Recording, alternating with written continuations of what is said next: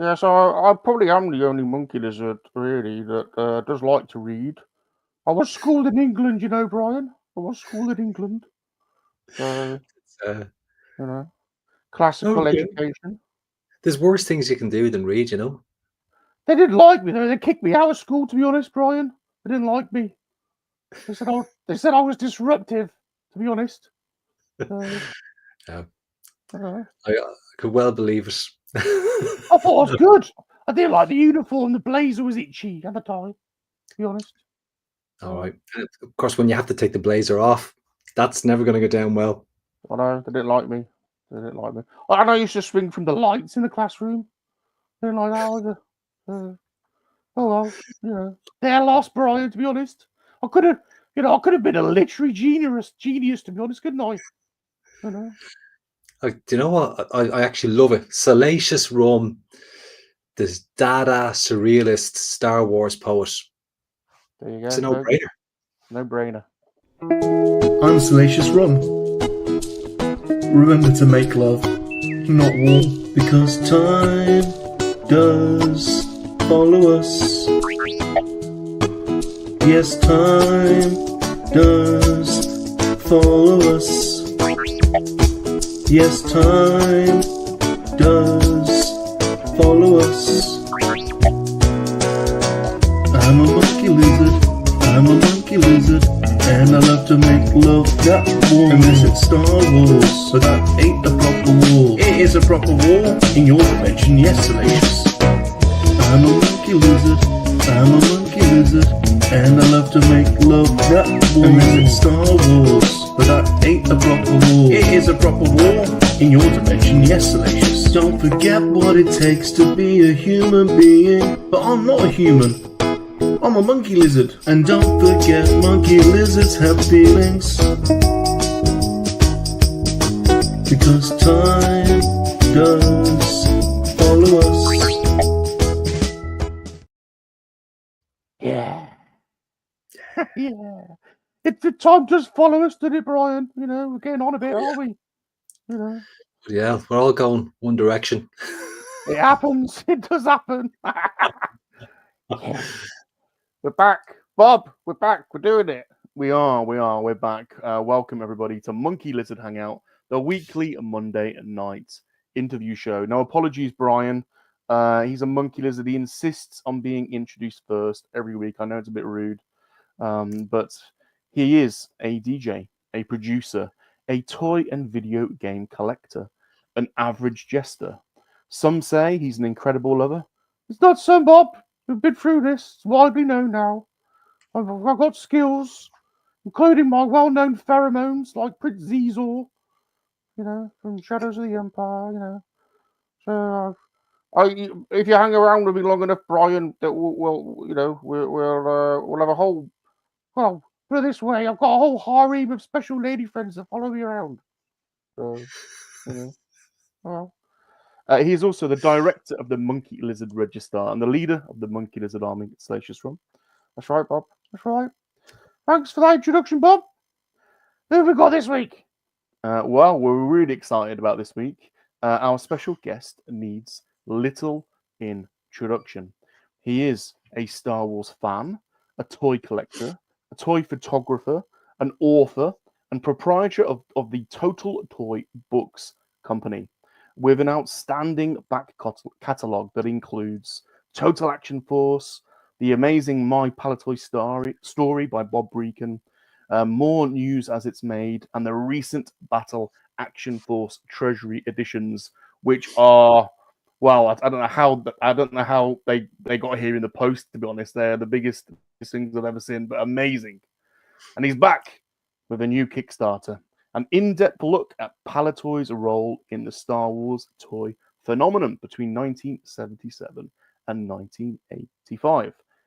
Please welcome Brian Hickey. Yeah. Wow, that's some introduction. Oh, we're big fans, Brian. We're big fans of yours. Well, I totally know that because I see you, Salacious Rum, on Instagram week after week, liking, commenting on the posts, getting in there, sharing the posts, sharing the stories. and the love is mutual. Thank you, Brian. Aww. Well, we've been following you, I think, for 5 years now. We actually had a little look on Kickstarter earlier because we're a bit of a serial Kickstarter backer, and we backed 47 Kickstarter since 2019. And I think Wow. we've bought all of your books, and I have to say they're amazing. So Thank you. when we saw you coming out of this one, and we are obsessed with Palitoy, so that was amazing. So thank you. I know you're really busy. So this is a slightly different episode of Monkey-Lizard Hangout. We're going to keep this slightly briefer, but we have got some questions for you. Great. So I hope that's okay. Absolutely. I love questions. They're much better than me trying to make up what I need to say. It's way easier when someone just asks me a question. Now, before we get into them, I'll just let everyone know. This is the link to your website, Total Toy Books, and that's in the description. But the book we're going to be talking about today is on Kickstarter, and the link is in the description as well. And we will share the screen a little bit later. But there's the link, and it's also in the description. So go and check it out. It's backed already, so it's Yes. But you want to get involved in this. So welcome to all the Monkey Lizard Army. You guys are awesome. I can see you piling in. And we haven't got time to say hello to everyone today. We would normally go through and say hello to everyone first, but we're a bit pressed for time. So if you perhaps, if you have any questions for Brian, if you leave a question in the chat, we'll see if we can pick a few out at the end. So let's get into it. Brian, are you ready for the first section? Let's go. Right, let's do it. First section coming up. We want to get to know you, but not in a pervy way. We want to get to know you, but not in a dirty way. We want to get to know you, not in a pervy way. We want to get to know you, not in a dirty way.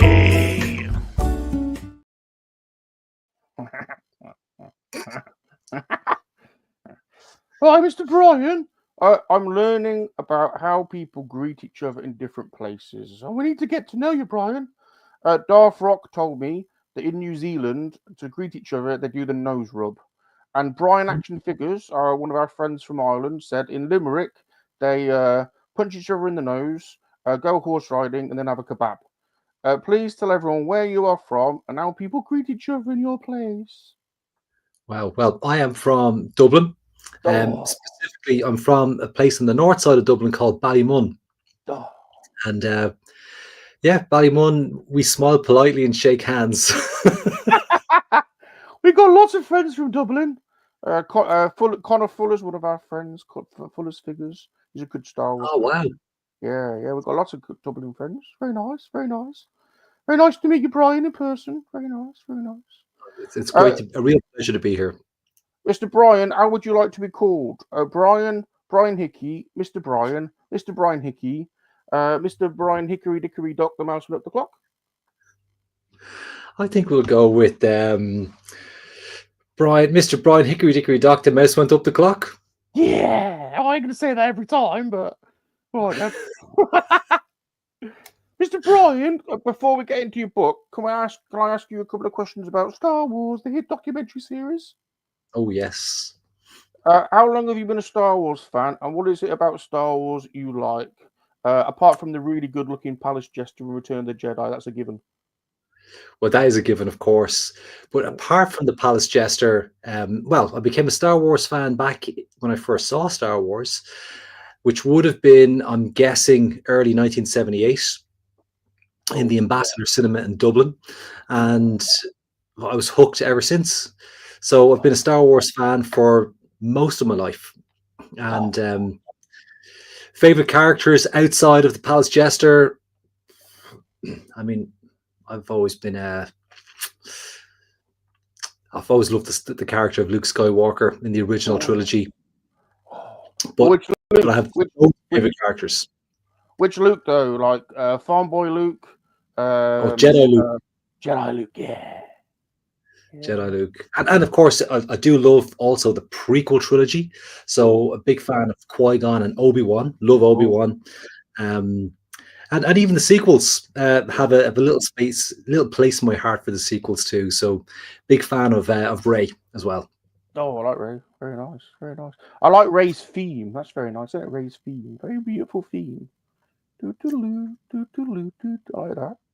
Very Yeah, pretty. love that. Very nice, very nice. Mr. Brian, what is your favourite episode in the hit documentary series? And why is it likely to be Return of the Jedi? Oh, now that's a good one. So obviously, I am an original trilogy generation fan, but I really, really, really love the prequel trilogy. So love the Phantom Menace, and I love Return of the Jedi. But it's like trying to pick a favorite Star Wars film for me is like trying to pick, a favorite child. So I love them all. But if you really, really press me, Phantom Menace and Return of the Jedi would be kind of my joint favorites at the top. But that doesn't mean that I don't also massively love all the other Star Wars movies. Oh yeah. If you were in Star Wars, what would you be? Would you be a Sith? Would you be Sithy? Would you be a Jedi? Would you be what would you be? Or a bounty hunter, a Jabba's dancer, or what would you do? I don't know. I mean, I could definitely dance for Jabba if I was really under pressure, and if it meant not going down into the Rancor pit, I would wear the gold bikini. But outside of being a dancer, I think I'd love to give the smuggler a go. Okay. Very nice, very nice. I've got a special action figure, 3.75 action figure in the gold bikini. Oh. Very nice indeed. Very nice indeed. Right, Bob's got a question for you. Yeah, Brian, we were wondering, in what order would you describe yourself first? Are you a Star Wars fan, toy collector, photographer, author, or publisher? Oh, okay. I would go. I've never really thought about that. I'd say I'm a toy collector first. Yeah. Then I'm a Star Wars fan and a photographer. I'd put publisher, even though that's what I do is my kind of, my day job now. I would kind of list that last because all those other things that you've listed, they've been kind of, a big part of my life for many, many years. So it's very difficult for me to try and rank them, lower than being a publisher. The publishing is actually just something that I do to kind of make, just to feed the passions, really. The books that I work on are books that I wanted to create for myself. And the fact that other people wanted to read them too, that's just a really, really great bonus. Yeah. And how long have you been collecting toys for, Brian? Obviously I collected toys as a kid, but when I went off to college, my parents moved house while I was away and dumped all my stuff. It was all dumped. So I didn't have, and I stopped collecting toys, at that time when I was, in college. So I didn't return to collecting until I would say the early to mid, 2000s. Yeah. And really from there, I just kind of got back into it with a vengeance, starting with vintage Star Wars. And then that expanded to incorporate a lot, other vintage toys that I had, like Action Force, and then some modern era stuff as well. Have you got a favorite toy or playset from the Star Wars line that you like, Mr. Brian? Ooh. Well, I actually yesterday I was in Leicester and I got to photograph a prototype cardboard Death Star, and I never had one as a kid. But getting to see one up close and personal, and a prototype as well, it's really special. And that would be something. I don't have one in my collection, but I would love to have a cardboard Death Star. And as a kid, if I'd have had one, that would have been a really favorite toy, because it's the perfect base for your Empire, and you can have so much kind of fun and adventure, play at different battle scenes on that, recreate all the iconic Death Star moments from A New Hope. It's a super piece. The Palitoy one's the best one, isn't it, Brian? It's better than the Kenner one. Oh, 100%. But I actually think that's kind of universally, people agree in that, on both sides of the Atlantic. Now, there were quite a few different distributors of the vintage Star Wars toys back in the day. There was Meccano in France. There was Toll Toys down under. What is it about Palitoy that, in particular, that's so special? And why do people gravitate towards Palitoy? See, I think it's because Palitoy had this, long before Star Wars, had this great legacy for being, toy innovators. If you go way back to like the 1930s, they were coming up with their own ideas of how they could innovate in the use of plastics to create different kinds of toys, different kinds of dolls, and that kind of, I suppose, ethos within the company of creativity, of ingenuity, both from a design and from a production perspective, that culture carried throughout the company. And as you come into the 1960s and the 1970s, Palitoy really were positioned as some of the most creative, technically strong and creatively strong designers in Britain in the toy industry. So while they didn't design a lot of Star Wars products, they did get a chance to, in the early days, kind of maybe innovate a little bit in terms of how they modified the land speeder, the X-Wing. Certainly the cardboard Death Star is a great example of innovation. There's also the Destroy the Death Star board game that Palitoy produced as well. So these were that kind of that ethos, that culture, I think, fed into the toys. And Star Wars is only one brand that they worked on. You see that play out in Action Man, with Action Force, and on the girls' toys, Tressie and Pippa, Action Girl, all that great Palitoy innovation just played out across all those different lines that they had. And I think that's one of the main reasons why they've left such a lasting legacy on the collector community. They enriched the lives of a whole generation here in Britain and Ireland, and of course they were exporting so much of their product out across Europe as well. So they really had a wide reach. They enhanced the lives of a lot of kids, of a particular generation, and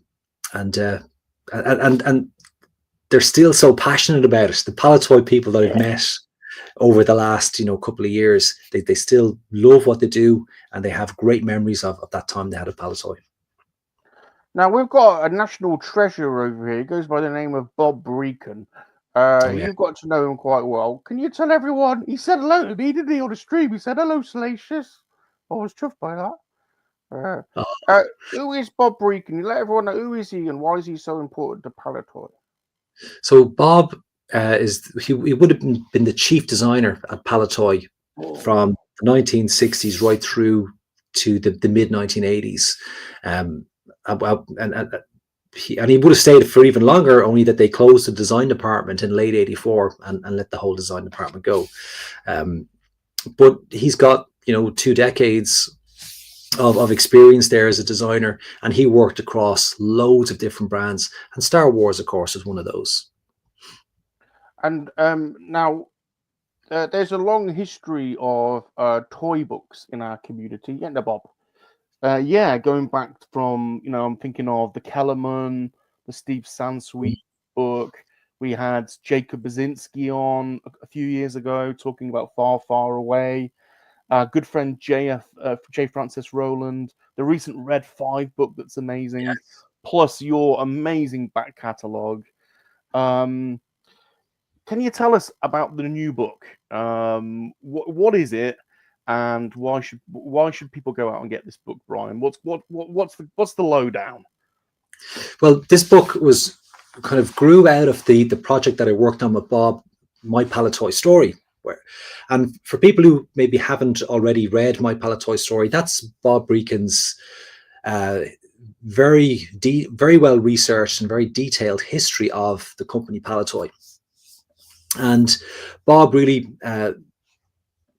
put together this fascinating story, not just of the company, but of the toy industry and all the different brands that Palitoy worked on.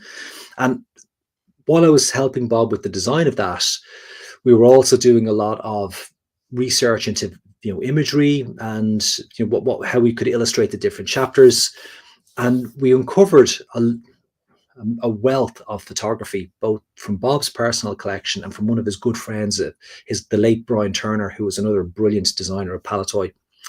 Hundreds and hundreds of images that we just couldn't fit them all into Bob's book. So within that massive collection, there was a lot of Palitoy Star Wars related material. Some of it was, behind the scenes in the factory. Some of it was toy fairs. Some of it was more kind of, production related work.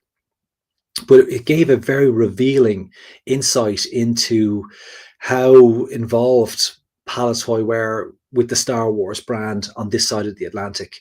So the seed of an idea started with that, to bring all those pictures together into a book, and then to put some sort of a narrative over that, which maybe expanded on Palitoy's relationship with Star Wars in a much broader sense than how Bob treats it in his book. Because in Bob's book, he's talking about lots of different brands, and Star Wars is only one of them. Whereas this book's able to give that particular brand a lot more breathing space, and there is actually a bigger story to tell.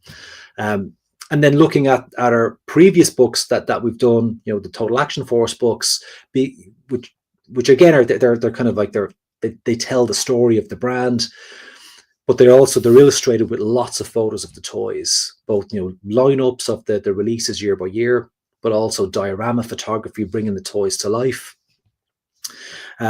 So we figured we could do that as well in this particular book, and just kind of try and make this very beautiful to look at, both in terms of the design and all of the imagery that's included in it, but also tell a really compelling story of that kind of culture within Palitoy, which really had a real love of toys, a real love of play, and great camaraderie between all the different men and women who work there.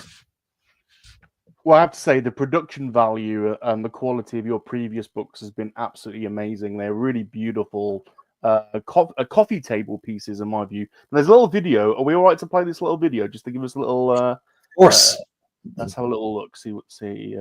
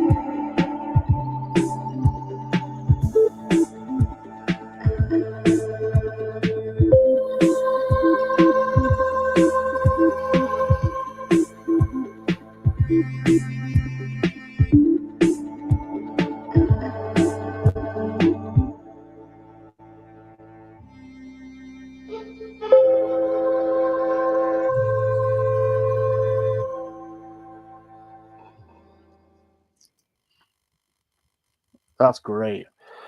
So can you tell us a bit about the actual book itself, Brian? How many pages? What is it? Soft cover, hard cover? What could people expect if they order the book? So right now, what our initial funding goal, which we've already surpassed, was to produce a paperback book of 196 pages, similar to previous paperback books that would have worked on with Paddy, the Total Hacks Volume 1 and Total Retaliation, the G.I. Joe action figure line. Yeah. So, but obviously a lot more pages than in those books. But with that, our very first stretch goal then, which we're only a few €100 away from unlocking our first stretch goal, is to add a lot more content to the book, bringing it up to 256 pages. So Wow. it's looking very likely that we're going to achieve that stretch goal. So that content's going to include a lot more imagery, and it's also going to include a whole new section about the impact that Star Wars had on the British comic scene, and that'll be written by David MacDonald, who joined myself and Paddy on the Total Action Force books. Oh wow. So David is a comics historian, and he's done a lot of work with Rebellion in the past, and he has his own kind of micro publisher company as well called Hibernia. And David's he's a good friend and a great collaborator. So David's going to take a look. His piece will essentially focus on maybe the Marvel UK comics, weekly comics, which we all know. And while they were mostly reprints from America, they did include a lot of new original content by British creators, such as Alan Moore, John Higgins, Paul Neary. That included some covers, some stories. So we're going to, we'll obviously be introducing that part of the British comics history in this book to maybe some readers who mightn't be familiar with it. But across the whole British comic scene in general, Star Wars made a really, really big impact. So even 2000 AD took a little bit of Star Wars inspiration in some of its work. So that'll all be kind of featured, and it will be illustrated with a lot of licensed imagery included in that chapter too. So it's going to be very a great story, but lots of great visuals in there as well. I didn't realize that because we were massive Star Wars weekly fans. So that's awesome. I did not realize that. That's fantastic. And there's further unlocks. There are. So we really want to get this into kind of into hardback format. So if we can hit a funding goal of €48,500, then the book will upgrade to a hardcover. So we won't be producing a soft cover anymore. It's going to be a hardcover edition instead, but for no extra cost. So, oh wow! If you, at your current pledge level, if you're getting a book at your current pledge level, you're going to be getting a hardcover book instead of a soft cover book if we unlock that stretch goal. So that will elevate it to the same kind of finish that you see on, say, My Palitoy Story, or if you have the hardcover editions of the Total Action Force books or More News As It's Made, it'll bring it up to that level of print quality and print finish, effectively making it a coffee table piece. Wow, and you're doing well already, and we're only just in. So I'll come back to we'll have a look at that in the end actually. But this is going for a whole month on I think it works a whole month normally. It's not on Kickstarter. Is it 28 days left or? We're going to go right to the 30th of March with this one. So I think it'll end around 5 p.m. kind of our time on the 30th of March. So we have a fair few weeks still to go. Fantastic. And then there's more unlocks as well. There was one. Oh, it was this one. But this is what I want. The slipcase. That just looks beautiful, and that it looks like a set piece from a Star Wars set, doesn't it? The way that slipcase works. Well, do you know what? I'm going to give you a little exclusive here. I have a mock-up from our factory. Okay, now it's not printed; it's just plain white board. But let me show you this. Okay. Oh, that's exciting. So this is, and it's very heavy. Yeah. Oh, look at that! That's great. And then the book will go inside. So it will be the ultimate collector's piece. Obviously, it'll be printed with graphics. Yeah. Lovely print finishes on that. That's beautiful. And it just, I love how it just snaps together. Really satisfying, and very weighty. So that is what we're working towards. That is our kind of ultimate stretch goal. It'll be a beautiful piece in any kind of book, any library, any Star Wars collection. This is very Star Wars, isn't it? That is that's fantastic. That's great. And then let me just put this back on. Oh yeah, there you go. Oh, what's the blue then? Or is that just the? Is that just the sea? Is that what you? That's what you. That is just the background that you can Oh, see of through course, that. So yeah. if I take the book out of the slipcase, and then you can obviously see the gap. So That is super cool. I So like that. the toy photographer in me will definitely want to recreate a certain scene with that, you know. Yeah, I'd probably put myself in that scene though. I reckon I'd be better in there, to be honest. You know, me and Leia. Or, you know. Or to be honest, me and Salacious Leia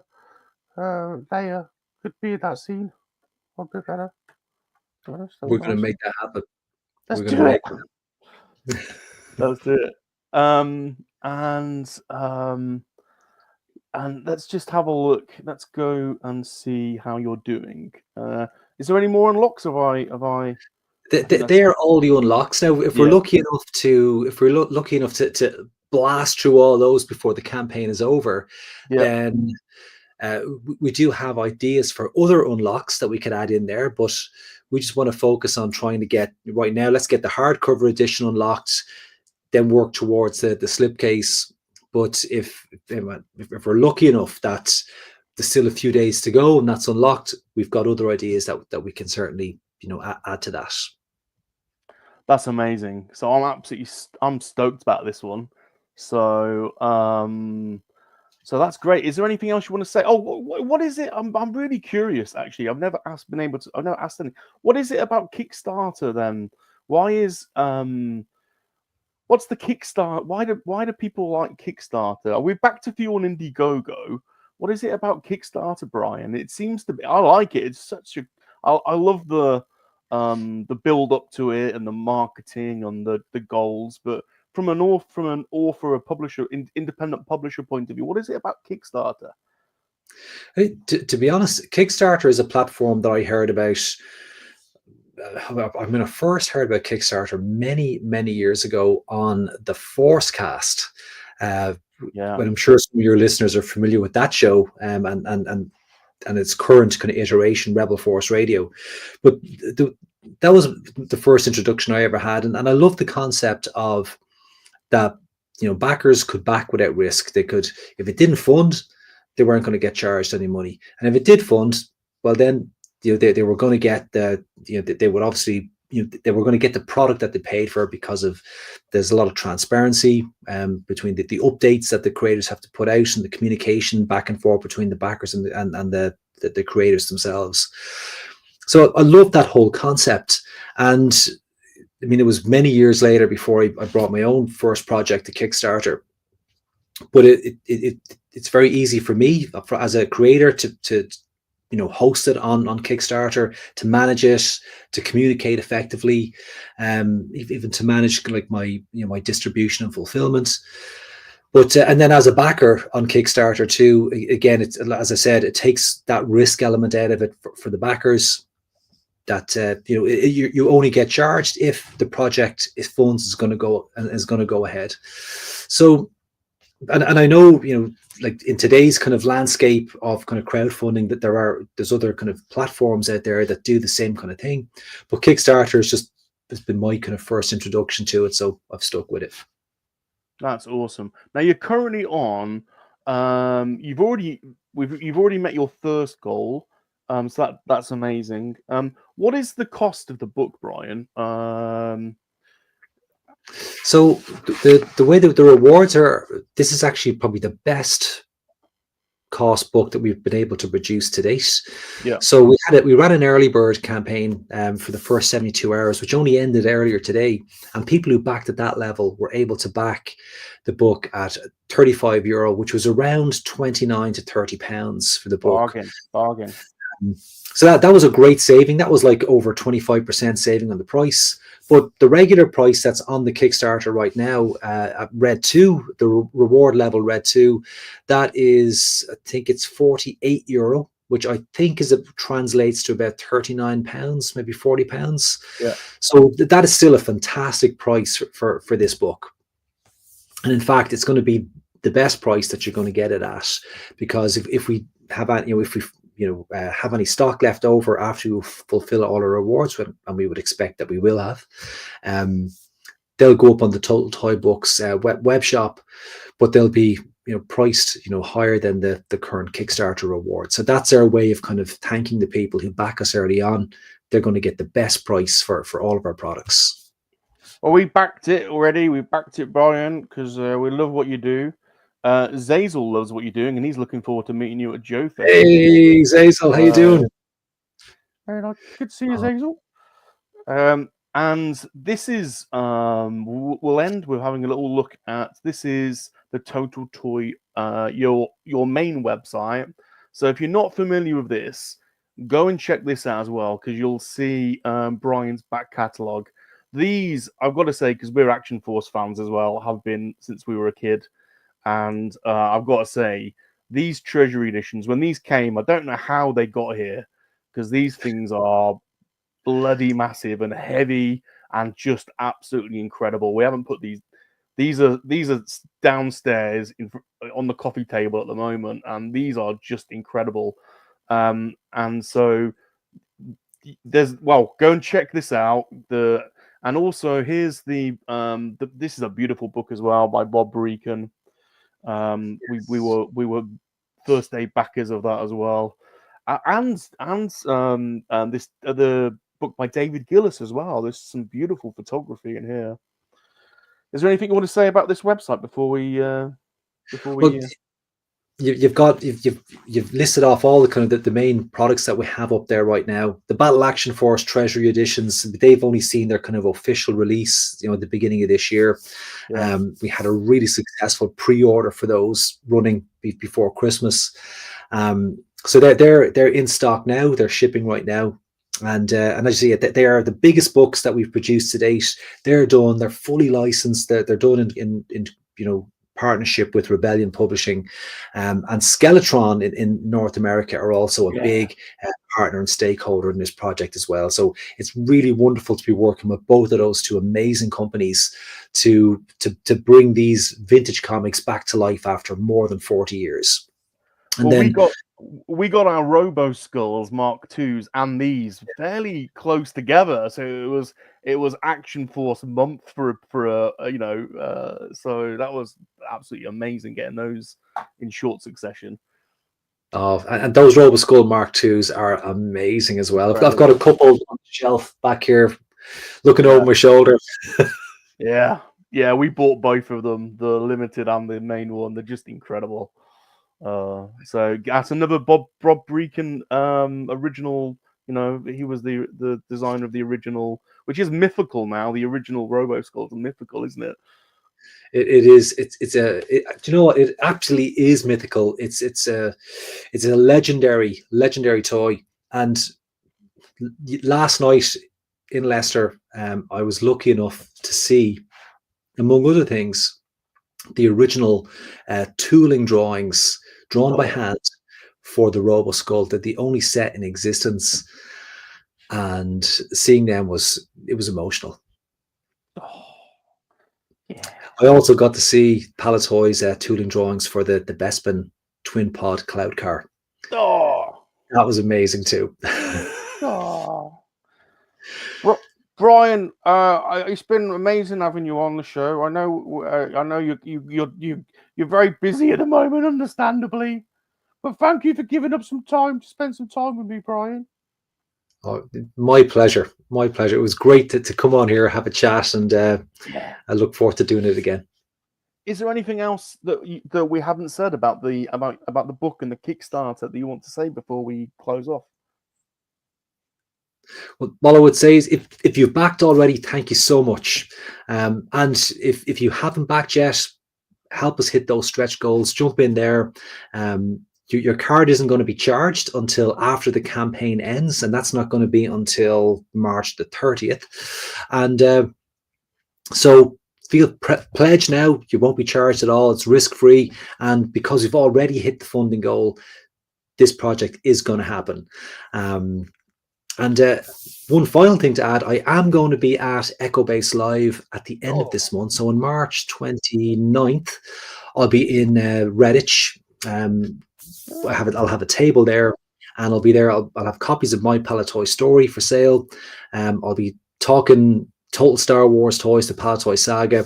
I'll have my mock-up slipcase over there as well, and a few sample kind of page designs from the forthcoming book, and a few things like that. So if you're at that show, come by, say hello, and we'll talk Palitoy Star Wars. Brian, I need to make a deal with you. I need to make a deal. Go for it. I'm gonna. If I come, can we hang out? Can you and I? Can we hang out, Brian? Because I think we should. I insist that we. Yeah. Let's do it. We're doing it. I'm coming, Brian. I'm gonna come and meet you. I want to have Salacious Rum sitting at my table with me. Yeah. And we'll talk Palitoy Star Wars to everybody who comes by. I think it's going to be great. We might even get a special visit from Bob Breakin if he's in town. Yeah. Right, we'll see everyone there at Echo Base. In the meantime, get your book. Total Star Wars Toys, the Palitoy Saga. Yeah. Kickstarter. Yeah. Yeah. Brian, it's an absolute privilege to meet you. We've been a big fan for a number of years now, so thank you ever so much for giving up your time. It's been awesome, and we're really looking for. We wish you all the best with this book. I know it's going to be a success. So thank you. Yeah. Oh, thank you guys. Thank you so much, and look forward to coming back in hopefully in a few weeks and talking about how successful the Kickstarter's been. Yeah. Massive thank you to the MoNKey-LiZaRD Army as well. You guys are awesome. Please use the hashtag MLA. Give us a like, smash the like button, leave us a friendly comment, subscribe to the channel, go and get your Kickstarter. You guys are awesome. We'll see you next week. And remember, everybody, MoNKey-LiZaRDs are for life, not for spit roasting. Goodbye, everyone. Goodbye. Yeah. Goodbye, everyone. I'm Salacious Rum. Remember to make love, not war, because time does follow us. Yes, time does follow us. Yes, time does follow us. I'm a monkey-lizard, I'm a monkey-lizard, and I love to make love that warm. And this is Star Wars, so that ain't a proper war. It is a proper war in your dimension, yes, Salacious. I'm a monkey-lizard, I'm a monkey-lizard, and I love to make love that warm. And this is Star Wars, but that ain't a proper war. It is a proper war in your dimension, yes, Salacious. Don't forget what it takes to be a human being.